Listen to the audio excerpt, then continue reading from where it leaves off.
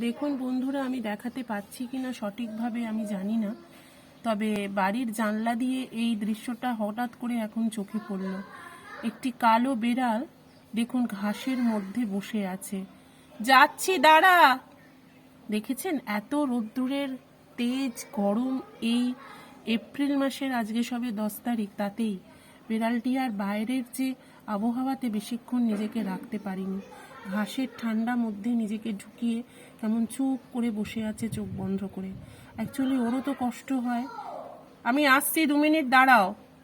তো দেখছেন, কষ্ট তো ওরও হয়, মুখে বলতে পারে না, অবলা প্রাণী। এবং এই গরমে কোথায় নিজেকে একটু আশ্রয় দেবে বা একটু ছায়ায় বসবে, সেই চিন্তা না করে এই ঘাসের ঠান্ডায় নিজেকে লুকিয়ে রেখেছে। সত্যি খুব কষ্টকর গরম, ওদেরও কষ্ট হয় সত্যি।